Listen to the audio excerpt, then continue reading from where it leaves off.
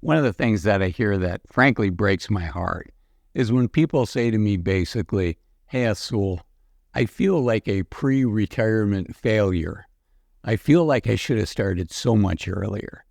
And, sometimes I have to chuckle because people will tell me this when they're 35 years old. And would it have been better if you started at 16 years old? Yeah, probably.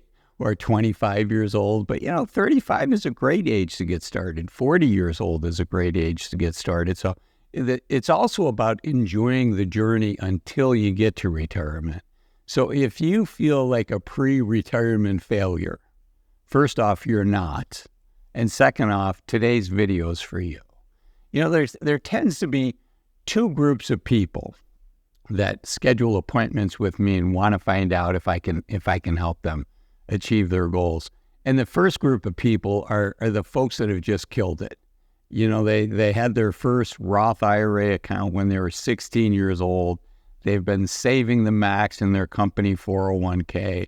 They know all the right things to do, and they're doing it. And that's a wonderful thing. There's nothing wrong with that. But then there's a second group of folks that haven't done all of those things. They may have done half of the things right. They may have saved, instead of trying to save close to 20%, maybe they're saving 7% or 10%. Or maybe they didn't fully take advantage of their company's 401k matching program, so they left free money on the table. And they're kind of beating themselves up now. They're in their, I typically meet with people when they're in their late 30s until early 60s and sometimes beyond that. It just kills me when people that are in their late 30s, early 40s say, oh, I feel like I'm behind because I've only saved $250,000, or I've just now hit $100,000, or my spouse and I are just now starting to get serious about saving. First off, you are where you are, and likely you still have many years in front of you to, I don't like the word catch up, but to meet your financial goals. And that's really what I want to talk about today is what are the things that you can do to meet your goals? And I think the first one is you want to make sure that your money is working as hard for you as it can be.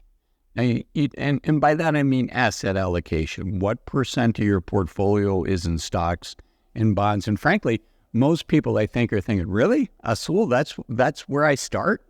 I think most people think, okay, I want you to start saving 20% of what you make. And while I'd love to see that, and unfortunately we live in a world where I think for most of us, we do need to save closer to 20%. By far, the biggest factor that's going to determine your success, yes, is the ability to save money. But as I've said many times, it's not enough to just save.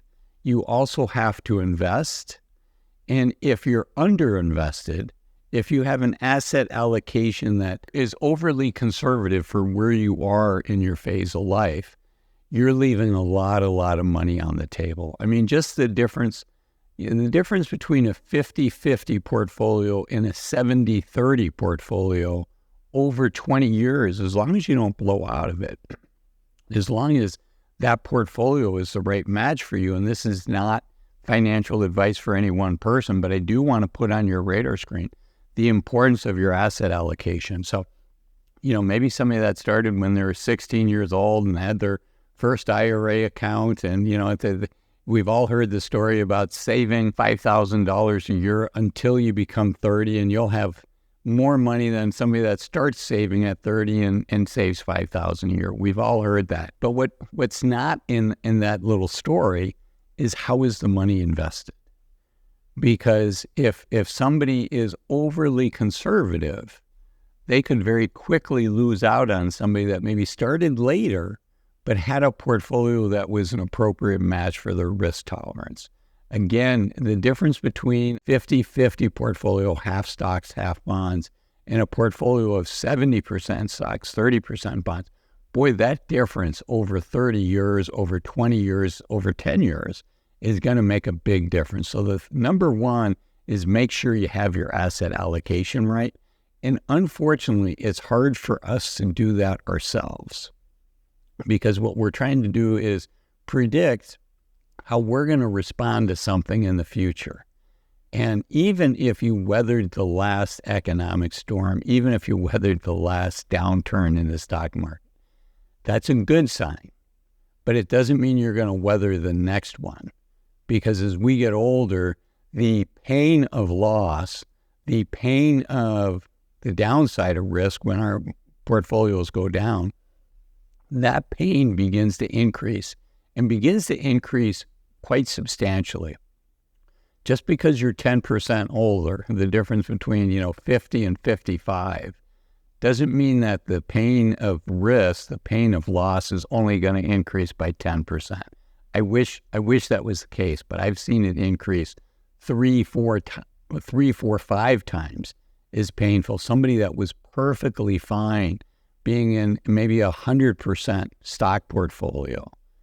Boy, as you get closer to retirement, as we have fewer years to save money, as there's fewer years until we're going to start taking money out, that can really cause the pain of loss to increase. Okay, let's move on. The next one I want you to think about is potentially doing a side hustle, something that could bring in an extra $1,000 a month, $2,000 a month. And there's a lot of different ways to do this. Now, I'd prefer it be something where you can control your time. You can control how much effort you put into it. And maybe some months you have a little bit more time, so you make a little bit more money. Other months you don't have as much time. And I've shared this example before, but I have several friends through some writing classes that I've taken. I've met some writers, and it turns out that writing copyright for companies, helping them write persuasive emails, persuasive language on their website, things like that, there's a lot of demand for that. If you think of all the small companies in the United States, and very few companies have more business than what they can handle. So if you can help a small business owner with something like that, it's a very valuable skill. It's something that allows you to control your schedule. Some of my friends that have done this have taken courses that are like $500 or $1,000 to help hone that skill. I'm not saying this is what you should do, but I'm saying something like that because my friends can control how many people that they're working with and how big of a project they take on. So it can, something like that where you can control the magnitude, how much time and effort you take, and you can kind of throttle that up or throttle that down based on what's going on in your life. I think something like that can really move the needle for you, because the average household income is, a little over $70,000 a year. And if you think about it, the average household expenses are about $55,000. So after taxes, essentially the average home really doesn't have anything extra. Let's say the average household has an extra $5,000, an extra $10,000 that they can save. If you can pick up a side job that you can make an extra $1,000 a month, you've just doubled how much money you can put into savings. So you can make up a lot of ground very quickly. So number 2 is think about a side hustle. Okay, number 3 has to do with how you're looking at your current situation. If you feel like you're behind, if you feel like, hey, I didn't start till I was 17 years old to save money, and my neighbor started when he or she was 16. Obviously, I'm being facetious, but if you feel like you're behind, I want you to be careful with that thinking, because I think that can cause you to make bad decisions and create a sense of urgency when you're looking at your investment portfolio and your investment results. And urgency, unfortunately, it's not a friend of us as human beings and as employees. Having some urgency is good, but having a sense of urgency for your portfolio is a bad thing. I think it's more likely to cause you to make poor decisions that you'll look on later and say, oh, I wish I hadn't done that, right? The hot stock that was up 30, 40, 50% year to date, and, oh, gee, I just need this to work for another 6 months and it'll move the needle for me. I don't want you thinking that way. I want you thinking in the tortoise and the hare race, I want you thinking tortoise. Slow and steady and high likelihood of success. So I don't want you to have that sense of urgency. And so I don't want you to think that I need to catch up. Rather, what I want you to think is, these are what my goals are financially. And what does it take for me to achieve these goals? maybe instead of saving $12,000 a year, you have to save $15,000 a year. Or maybe instead of being 50% in the stock market, your financial advisor is saying we'd be better off with 60 or 70%. So I want you thinking tweaks to help meet your goal, not what you think you should have been doing when you're younger, and avoid this hurry up, I've got to catch up mentality, because more often than not, that's going to hurt you. It's not going to help you. Okay, number 4, I want you to load them up. Load up your 401k. I want you to load up your IRA. Remember, there's Roth versions of both of those.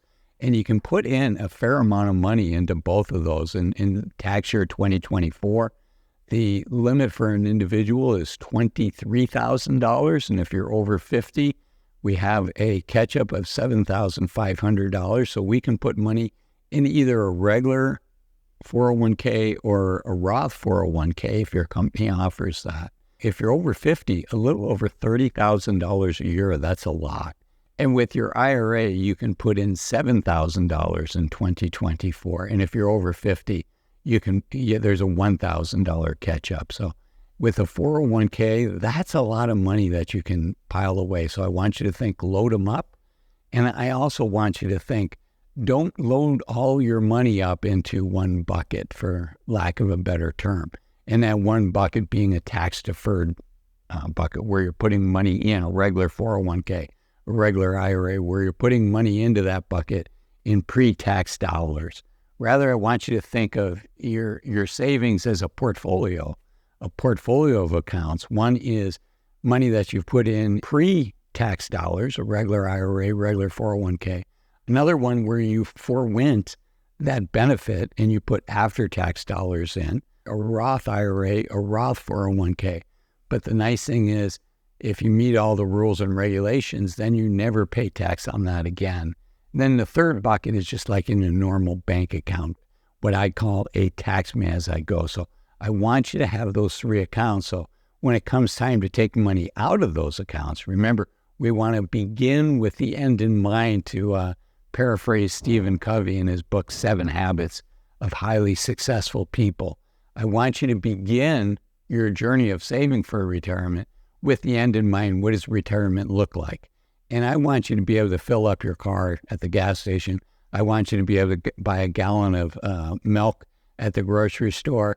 And I want you to be able to go on vacation without having to pay income tax on each of those. And if your only source of distributions is from your regular 401k and your regular IRA, guess what? Every dollar you take out is going to be considered taxable income. So I want you to have those 3 buckets. All right. And then this one's going to be a little controversial, but I think it's important. If you're feeling a little bit behind, remember, I want you to fight that tendency to want to catch up. But one thing to think about is maybe a little bit of real estate in your portfolio. I'm not a real estate expert. In general, if you hold on to real estate for a long period of time, you're likely going to do okay with that. Again, I'm not a real estate expert. Work with a real estate expert. But for me personally, having one rental property might be okay. And the reason that if you're trying to catch up, the nice thing about that is, you can buy a $500,000 property with maybe 30% down. So with $150,000, you can get a $500,000 asset working for you.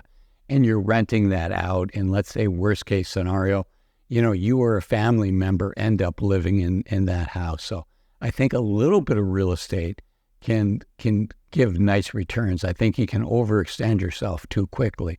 And I don't want that to happen to you. And I also want you to enjoy the journey. And unfortunately, that type of real estate, what I just talked about, that's an active investment. So when the water heater breaks, when a tenant's not paying their rent, that takes your time to fix those problems. So it's not a match for everybody, because I do want you to enjoy your journey.